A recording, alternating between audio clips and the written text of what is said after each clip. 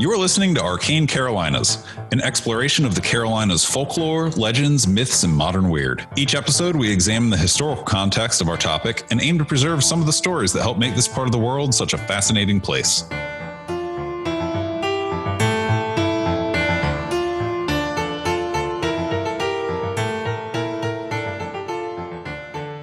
Hey y'all, Michael here. A couple of quick notes before this episode. Well, more than a couple. First, my new novel, Children of Solitude, is out now. It's an Appalachian cosmic horror novel about families, identity, and complicated history, with a dash of romance. It's kind of a haunted house story, but it's a lot more than that also. If you're into horror written for adult readers, check it out. There's a link in the show notes. Second, Charlie will be at the Grafton Monster Fest this summer, so if you're going to be there, swing by and say hey. There's a link to that also. Third, I am tentatively planning to be at PBO Pride in Pittsburgh, North Carolina in June, and we'll have books and stickers and plenty of AC swag to give away if I'm there. I'll know more by the next episode. Fourth, I am also tentatively planning to be recording a couple of live episodes at Congregate in Winston-Salem in July with guest co-hosts Tally Johnson and Gary Mitchell. We recorded the episode about haunted highways there last year, and I love getting to chat with those two, so fingers crossed we get to do it again. Last, I will not be at Carolina Fear Fest this year. The scheduling just didn't work out, but I look forward to being back next year. And now, with all that said, on with the show, and thanks for listening. Hello and welcome to an Arcane Carolinas Case Files in which we talk to interesting people with interesting stories. I am your co-host, Charlie Mushaw. I am driving today. Michael couldn't make it. But yeah, we're going to talk about some UFOs in my favorite place to go on vacation. So when I got this message on Facebook Messenger, I was immediately like, yes, I would love to talk to you and record it. So why don't y'all introduce yourselves? I'm Grant. I come from the small town of Marshville, Randy Travis's hometown, if no one knows that, in North Carolina. My grandmother has a beach house in Oak Island, so we do like to constantly go there in the summer as well. And I'm Katie. I'm from up north, Jersey, PA, and then here. Plenty of weird stuff up there. Oh, yeah. Awesome. So you reached out to me because New Year's Eve, 2024, going into 2025, you saw something in the sky. Yes. Tell us what happened. So we went down for New Year's Eve because in the past, prior to COVID, whenever I went, they would have a lot of fireworks and stuff like that. Due to COVID and all that, and the being in the middle of the week, most people just didn't come this New Year's, so there weren't a lot of fireworks. But we decided, because we actually went over to my mom's boyfriend's house just to chat and all that, since we couldn't find anything, we couldn't see anything for a little bit. We heard firework noises, so we decided to go off to 74th Street on Oak Island, which is right there at a beach access point. And we just started talking, waiting the time away because we still didn't see any fireworks or anything, much to my displeasure, but also pleasure because I love looking at the night sky and seeing the stars, especially in areas with low light pollution where you can see a lot of the constellations. And we noticed a orange light at that point. Yes. First, what had happened was he pointed out that there was an orange one that he goes, that's Mars. You can see Mars this time of year. I was like, oh, that's really cool. And I'm looking at the sky and I see another orange dot and I go, what's that one? And all of a sudden it moves. Oh, man. That one we later found out was the Coast Guard. The Coast Guard uses drones a lot now, and because of that, the orange lights that they use to show that is their stuff, just from far away, looked like it. But at that moment in time, it had moved up and to the left rapidly, and so we're like, what is that? Why is it moving? We watched it then like slowly go off until we couldn't see it. Okay, that's a little weird. Whatever. we keep looking at the stars, and we were talking about the orange one that we'd seen. And did we call your dad at that point? No, we didn't. I think we called him before we saw the blue one, because after the blue one, we left. Maybe we did call Dad. We called his dad in between to tell him what we saw, because he has some interest in that stuff as well. And then as I'm looking out the window, I go, "What's that blue one?" And he looks, and it just drops like faster than anything I have ever seen. Just dropped and gone. That's fascinating. As if it was going into the water. Yeah, just straight down. It was about where the moon was at. And then just from that point straight, no noise. There was no trail to it or anything. It was just how most people describe a circular orb from our viewpoint. It just dropped down in. What's fascinating for me with this story is that, well, there's a couple things. One, Mars has been really bright lately. I actually said to Michael the other day, I was taking the trash out, and like, Mars is really bright. So like, you can definitely see Mars, and like, it's got its little coloration. I love that you are investigative enough and responsible enough to identify the Coast Guard drone.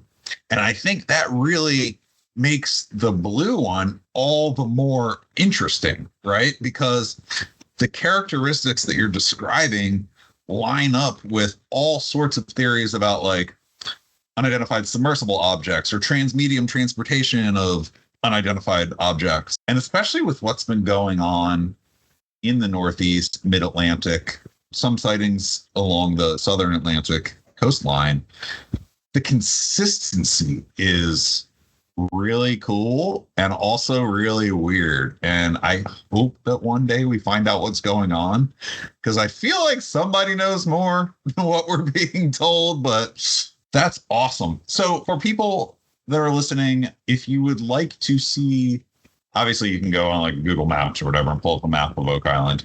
But I've also posted some pictures from Oak Island earlier in the year to social media, so you can see some pictures of some cool sculptures made out of driftwood by local artists from Oak Island. And you can also look up exactly where they're talking about what they saw and correlate the location to those sculptures, which would be a pretty interesting thing to do. I'll share with you that you're not the first people to bring up Oak Island as a location. Now, the story that I had before was on the sound side, on the Intracoastal Waterway. So that was more of a orangey orb lower. It wasn't like up in the sky and then transmedium. It was more like something almost at ground level moving through. So I'm thinking now, I'm like, oh, okay, well, that was probably a drone or maybe a drone. I don't know. But this is really unique. And it was blue, you said. Yeah, it was. I'm trying to figure out how to describe the color, because it wasn't quite like sky blue.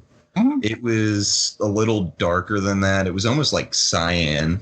Maybe. Yeah, it was about the same color as the stars in the sky when you describe it from the top view. Very cool. I don't know if you've heard the episode in which Michael shares his experience at the beach seeing something, but this phenomena is real. It's something that people are seeing, and I really appreciate you being willing to share this with us. So I'll be there in July, late June, early July, and I'll definitely be looking up. And I would encourage anyone that listens to this to do the same. That's kind of what I told her. I was like, every time we go, I'm definitely gonna be keeping a closer look at the night sky, but I'm not. I don't want to see it again. I don't want it to be something. So that's another interesting thing, right? Like, people react to the phenomena differently. Tell me a little bit about individually how it made you feel. Like, how were you feeling in that moment? I originally was the one who drove us over there. I got so shaky and tense. I'm like, I can't drive us home, but we're not staying here. And it was, for me, it was the same. That entire night, I felt, the famous story in Kentucky about the aliens invading the farmhouse. Oh, yeah, the goblins, Kentucky goblins. Yep. Yep. That's how I felt for the rest of the night. I had my personal firearm close and I did not sleep. But like after that point, it was just awe and wonder. It was like, oh, I need to figure out what this was, why it happened, what it was. And I could not find anything on it. There were 3 meteors, but those meteors were not in the same place in the sky because I am a believer, but I do like to try to logic things out way before I just shoot into the dark and go, yep, it's that. I did not have any belief before this, and so I was like, let's quickly debunk this as quickly as we can. Okay, we debunked the orange one. All right. What about the blue one? No? Oh, okay. Yeah, and again, I'll circle back to what I said earlier. I think that due diligence is something that I personally, I know is something that I really appreciate. It's my whole shtick on this show, really. So I really appreciate that approach because I share I want to believe that there's more out there that we either don't understand or aren't being told about, and being able to rule out known mundane causes. I won't call them boring or I'll just call them mundane, right? Like we know what they are. Being able to do that amps up the blue thing going down into the water so much more. So thank you for being willing to share that story. I really appreciate you jumping on a Saturday morning in the 1 hour window I have before I got to go run errands with my kids. So thank you for being willing to do that. Thank you for being willing to have us. When I sent the message, all I wanted was to see if one of y'all could find more information to see whether or not it was just a UFO or if it was something else. And then you were like, oh, would you be able to do a recording with us? And my inner fanboy was like, yes. Sick. Well, I really appreciate you coming on. Hello and welcome back to another Arcane Carolinas Case Files, in which we talk to people with amazing experiences. I'm your host, Charlie Mushaw, and tonight I have a very special guest from outside of the Carolinas. Colin, why don't you introduce yourself? Hello, everyone. My name is Colin Bandel, and I am from Pittsburgh, Pennsylvania. Nice. Steel City. I was trying to explain to somebody the other day about Permani Brothers sandwiches, and they were like, French? Yeah, okay, yeah, so that's how you say it. I say it wrong, man. But yeah, I have some affection for the greater Pittsburgh area, so I'm happy to talk to you. So you reached out to me about a shape-shifting experience. Yeah, something that I thought didn't exist, honestly, and I really didn't believe before my encounter. It was very eye-opening. So a couple of quick questions. I've purposely not asked you anything before we got a chance to talk because I wanted it to be like an actual conversation. Yeah, shoot away. Feel free to ask me whatever, too. I'm an open book. I like to be upfront and honest, so feel free to ask me anything. So when was it and whereabouts was it? Okay, so this was the summer of 2018. Since you said you've been to Pittsburgh before, I don't know if you're familiar at all with, there's a place called Southside, which is right along the water. There's a bunch of bars and stuff like that and a bunch of places to live. It's like a college area a little bit. So it happened on the back skirts there. And I would say the river is about probably 500 yards from where this happened. It happened on the opposite side of the river. But I don't know if the river plays any part into this, but some research I've been doing, it could. So that's why I throw that out there. So what went down was... So I was talking to a girl, and it was a Saturday at noon, just wanted to go hang out with her. I pulled up to park my car on a sidewalk, and it's a bright, sunny day out. And as soon as I pull up, so the sidewalk is on my right, and there's a warehouse next to it. And so literally, I'm probably 30 to 40 feet from the corner of the street right there, and there's a bar across the street. Anyway, so as soon as I park, I see something from the corner where the one street starts and then connects to the other. I see something black, very dark black. Literally, as soon as I park, I look at my passenger view mirror, and it literally was hunched over, running towards my vehicle. exactly when I parked, like a predator hunting prey, stalking its prey. And at first I just thought I saw a glimpse of it real quick, and it was like hunched over, like running. I thought it was just a black cat. I didn't really think nothing of it. And then I realized it came all the way up to my passenger, between my front right tire and my passenger door on the sidewalk right there. And it was hunched over. This thing is probably, I still can't tell what it is. I still think it's an animal at first. And it's probably about 2 to 3 feet high, maybe 3.5. I could just see a little black, can't tell what it is. And then the next second, literally, I hear, "Help me." It did it 2 times in that creepy voice. And just, I'm over my car, and the goosebumps on the back of my, just goosebumps all over my body. Like after that happened, I was like, all right, this is clearly not a cat or something that I would know what it is. So me being real curious, I got out of my vehicle. I went, on the street, and then behind my vehicle onto the sidewalk. And I see this black, like, cape figure.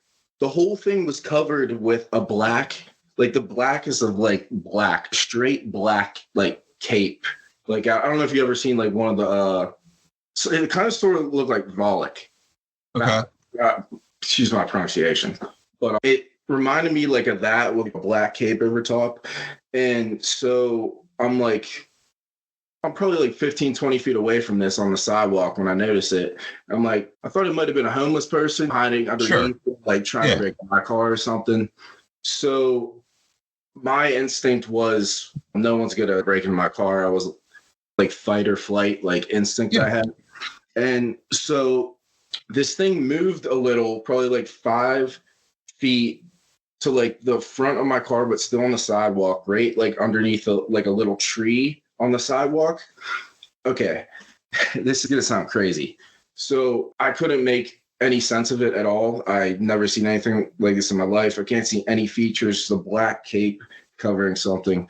So what did I do? I went up right next to it. I literally got a foot away from it. Oh! Yeah, it was a bad decision. I regret that dearly. Like, I was too curious, and I wasn't even like spiritual really, or I didn't know much about the paranormal, cryptids. I didn't know really much about that at all. So my mind wasn't thinking, oh, this could be something from a different dimension or just some sort of creature.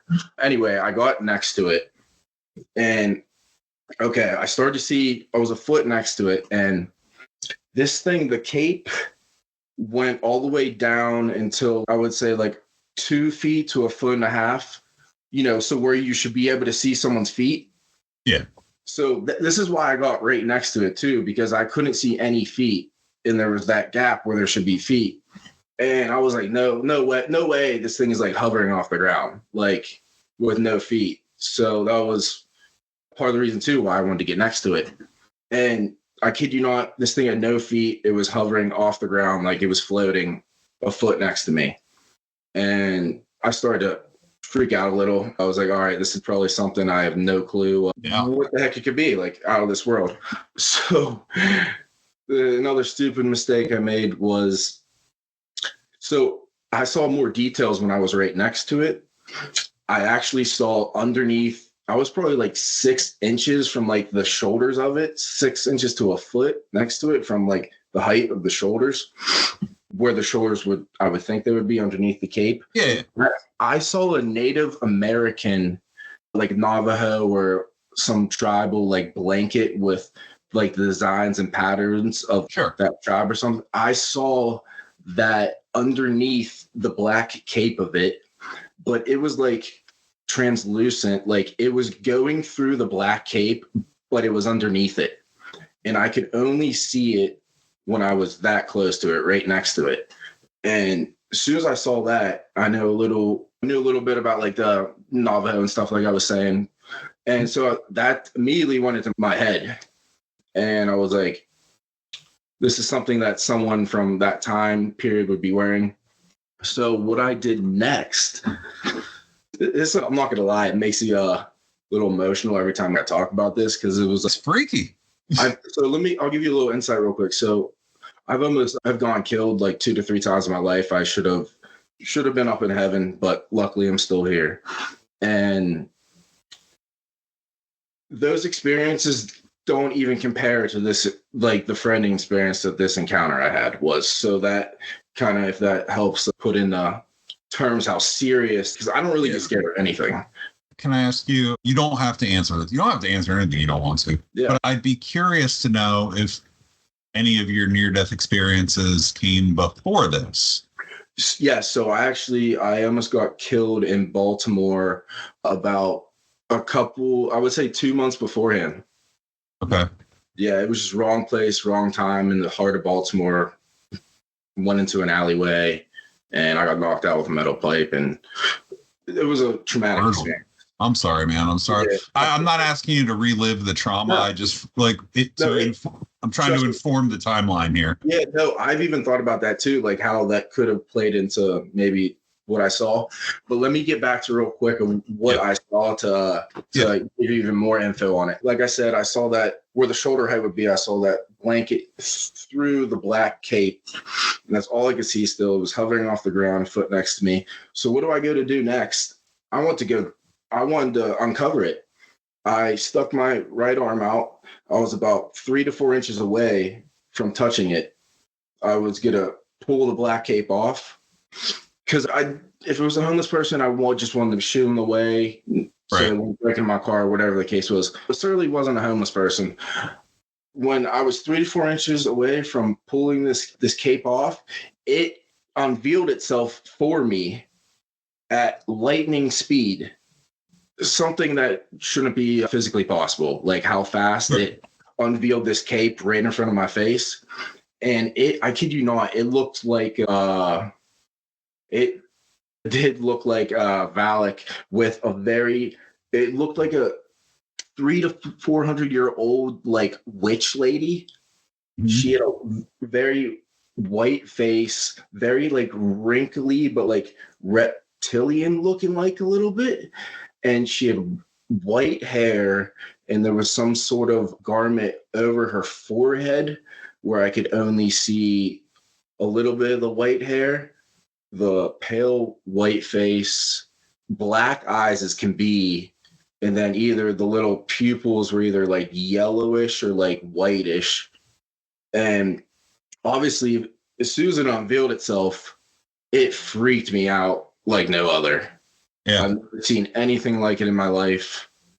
I knew it was most likely not from here or not. Yeah, something supernatural. Yeah.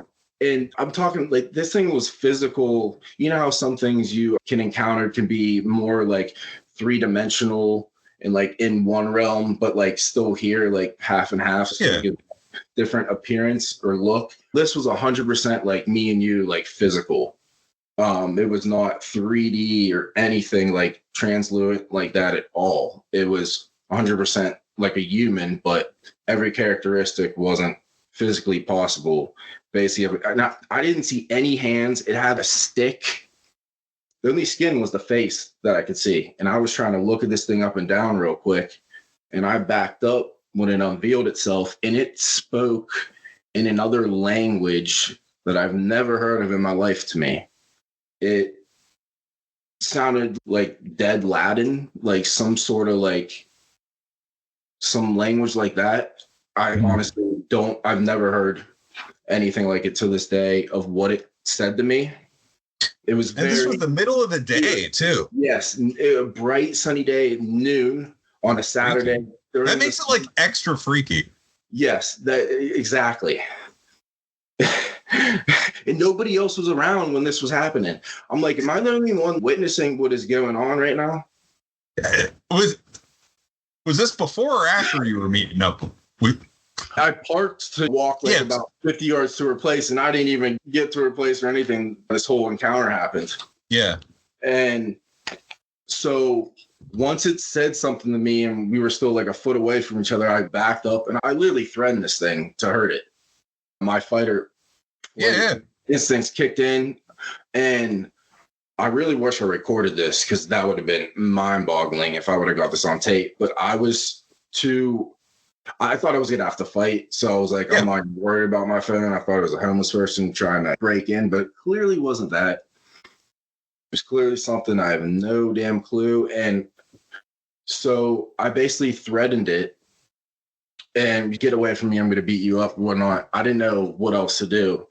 And excuse me, finally I got it to move a couple feet away, and then it would put the cape back on itself after it moved a couple feet, and it would peek one eye out at me while I'm still threatening it to get away from me. It did that about 5 different times, like moved a couple feet, put the cape back over, one eye out looking at me. I threatened again, same thing, 5 different times. And I finally got it to get away from me and walk away up the street. And that's when I ran into the girl's house that I was talking to. And I basically broke down.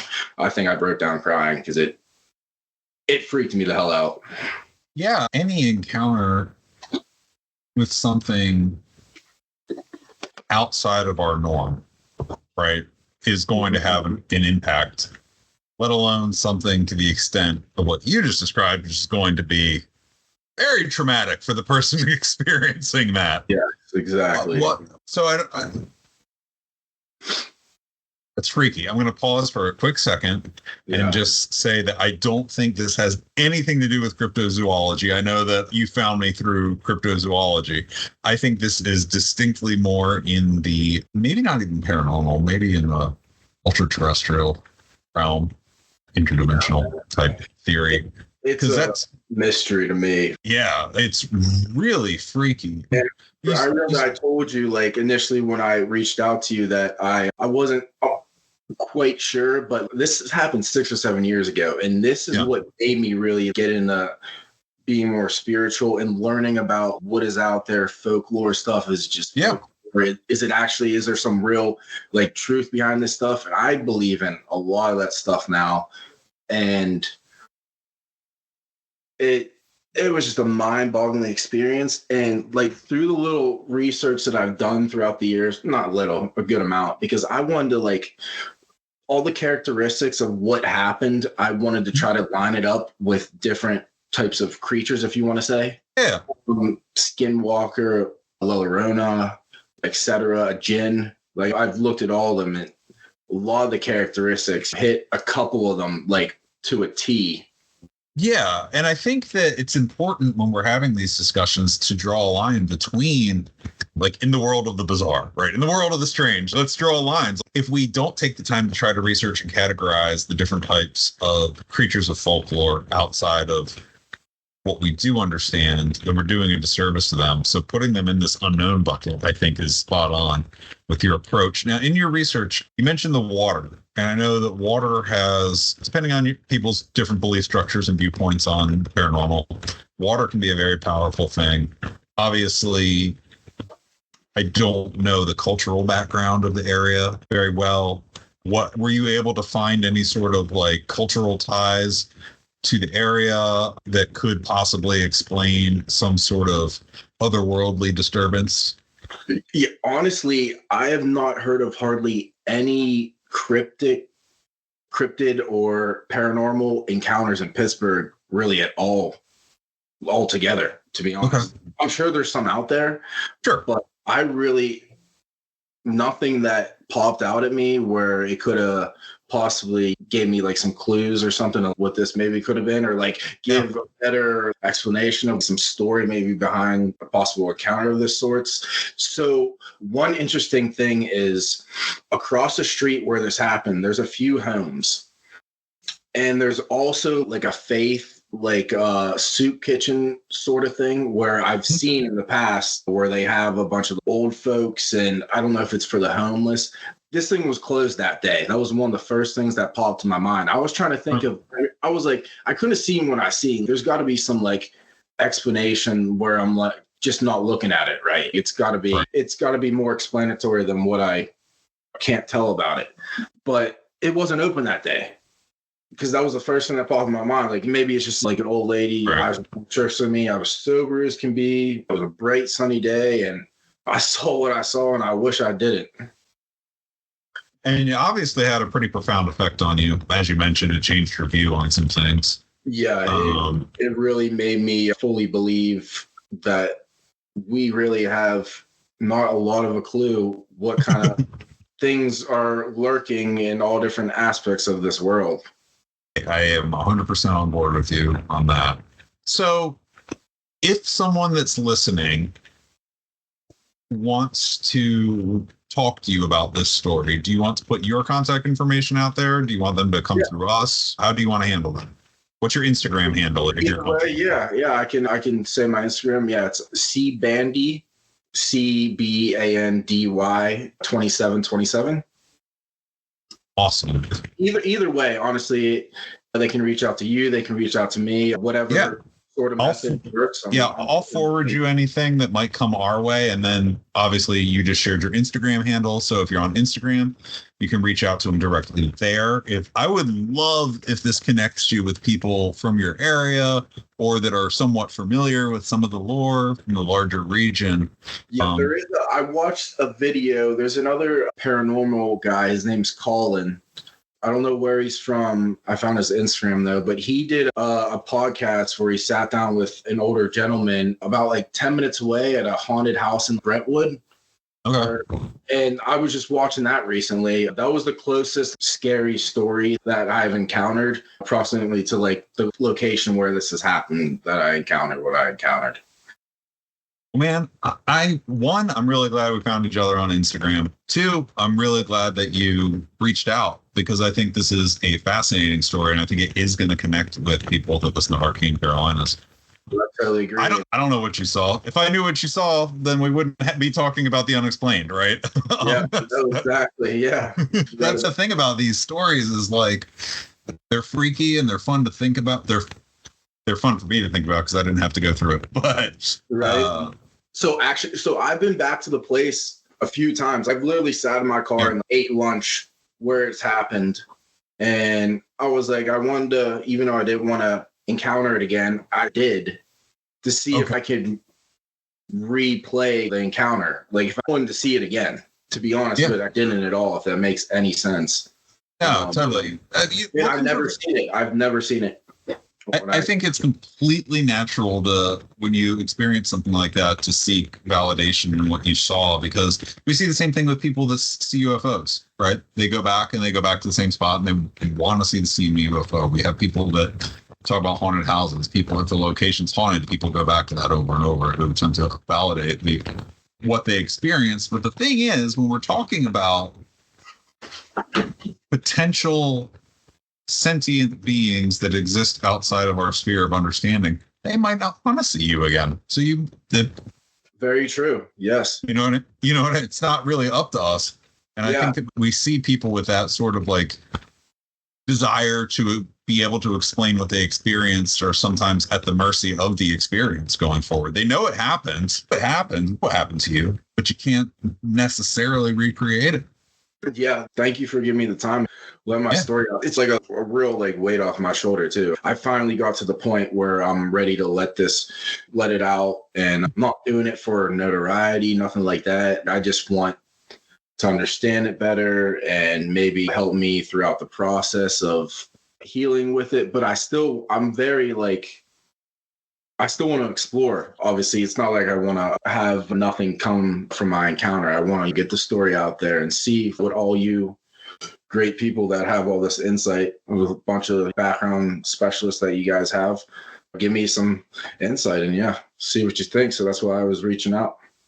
I really appreciate it. And if you would like to reach out to him and you're from the area, or even if you're not from the area, remember his Instagram handle is CBANDY. That's CBandy 2727. You can also get in touch with us. Any questions, from anybody or whoever. I'm an open book. I like to be honest, and I feel like that's the best way to go about things and not waste time. Awesome.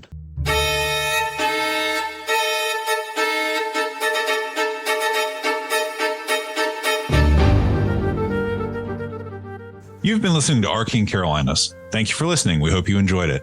For more episodes, behind the scenes information, and links to our social media, check out www.arcanecarolinas.com, where you can also buy the Arcane Carolinas book.